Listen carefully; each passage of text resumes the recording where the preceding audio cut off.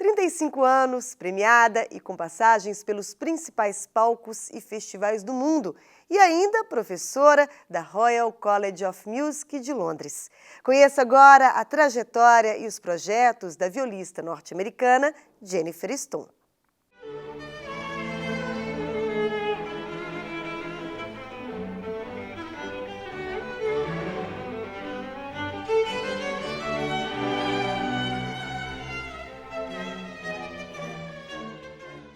I didn't have parents who were musicians, but I had parents who luckily really loved music. My mother is an amateur singer, and I grew up singing in church choirs from the time I was really little, 2 or 3. And so my love of music started early. I went to a school that had a good orchestral program, and so my first viola studies happened there. And it was sort of just for fun. I played twice a week, and I did many other things as well. But I think as I continued to play, I realized more and more how much I loved the viola. And by the time I was 13 or 14, I had decided that that's what I wanted to do with my life. After I finished high school, I went to an amazing school in Philadelphia, which is called the Curtis Institute of Music, where many great young musicians go. And it's very small, only 160 students. And so we had the chance to really work closely with many great musicians. And I loved my time there. I went to the Juilliard School, which is in New York City after that. And then I moved to Europe, and that's where I've lived ever since. I wanted to live in the place where much of the music I was playing was written, and there's such a great culture there. And now I live in London, where I teach at the Royal College of Music, which is a big music school there. But I spend a lot of my year traveling around the world. I remember the class when I was I think I was 8 years old, when they came from the orchestra to my class, and they introduced all the different instruments of the orchestra.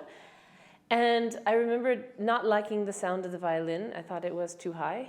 And then the student who demonstrated the viola played a piece, and I thought it just sounded so beautiful. I thought the cello was too big to carry. And so my mother says she remembers I came home and I said, "Mom, I'm going to play the viola now." And they said, okay. And so I think that day was a lucky day because I really found the instrument that had the voice that expressed my own personality really well.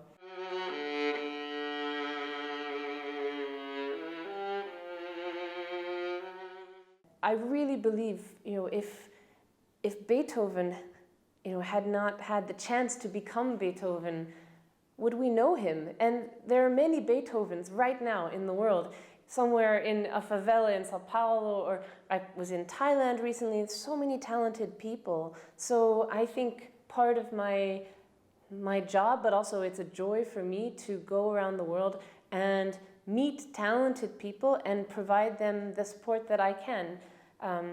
I think it's part of being an artist, but also being a human being, that I had many opportunities, and there are so many people who don't have those opportunities, and I can give them to them. So it's one of the great joys of my life to do this.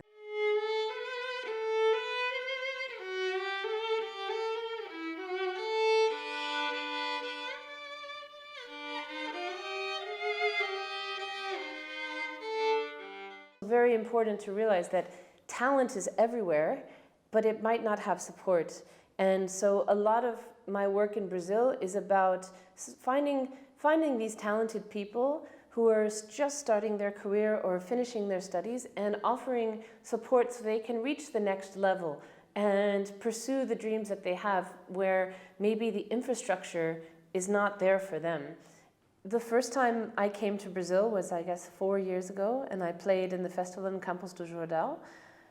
And I didn't know so much about Brazil, but something really amazing happened. And I met people, and I felt this immediate connection with other musicians here.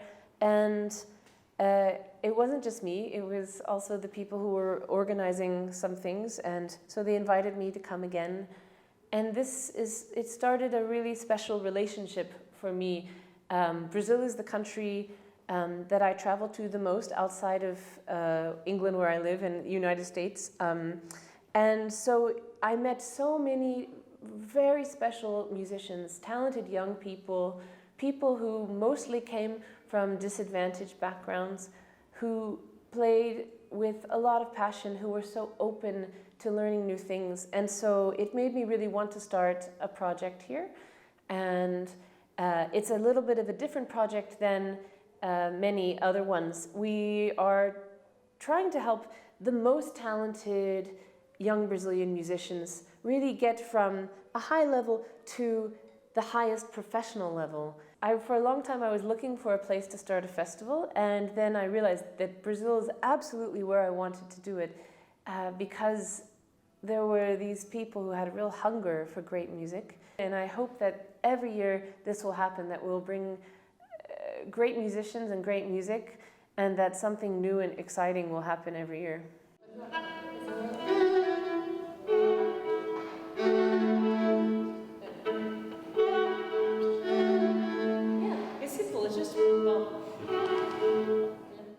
I think music has always existed. I mean, from as early as there were people, there was music. And it's different from talking.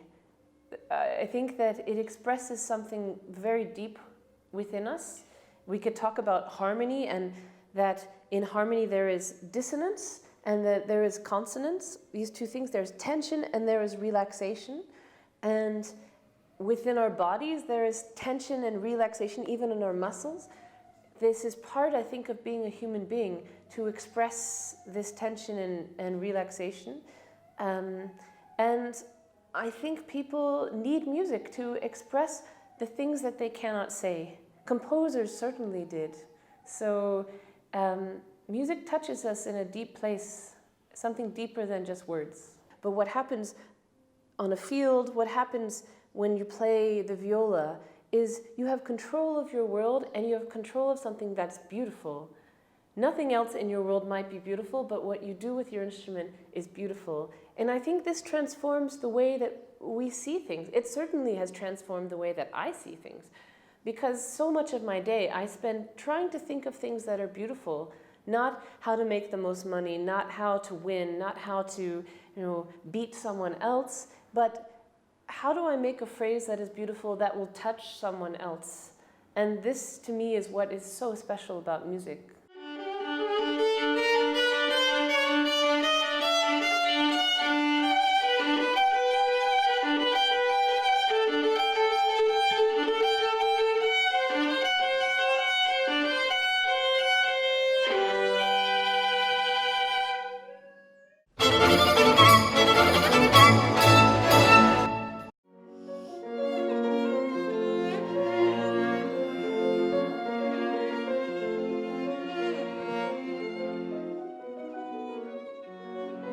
A cidade de Belo Horizonte recebe a primeira Semana Internacional de Música de Câmara. A abertura ocorreu em Caratinga e do dia 25 a 28 de junho, as apresentações acontecem na Fundação de Educação Artística. O evento promove o encontro entre renomados solistas brasileiros, jovens promissores e representantes internacionais.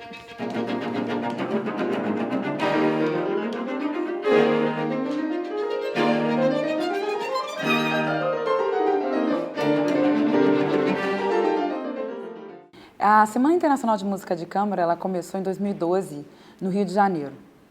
Eu tinha vivido quase uma década nos Estados Unidos, fazendo meu doutorado, e retornei ao Rio, ao Brasil, em 2011, e realmente senti uma necessidade. Eu vi que tinha pouca produção de música de câmara, até mesmo em comparação com o tempo da minha formação, quando eu era adolescente.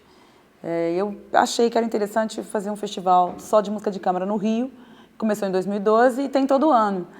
A partir do ano passado eu comecei a ter vontade de expandir para outra capital, e Belo Horizonte me pareceu a capital mais fértil para esse tipo de trabalho. Eu creio que aqui já tem um terreno plantado, fértil, grandes músicos aqui trabalhando, dando aula, assim. Belo Horizonte tem isso. E eu achei, bom, nada melhor do que fazer uma semana de música de câmara lá, porque, certo, tem público, tem excelentes músicos e já tem uma produção de música de câmara interessante aqui. Aí o que a gente quer é fomentar, o que a gente quer é que tenha mais, né?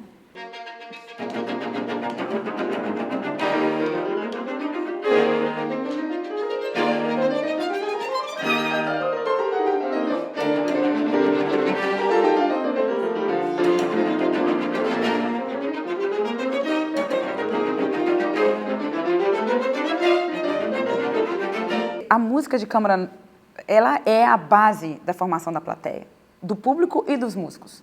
Porque quando a gente faz música em conjunto, numa atmosfera pequena, a responsabilidade é muito maior, a troca é muito mais intensa, a conversa entre os músicos ela se dá de forma mais próxima mesmo. E dessa forma o público consegue ver e consegue entender um pouco melhor a música.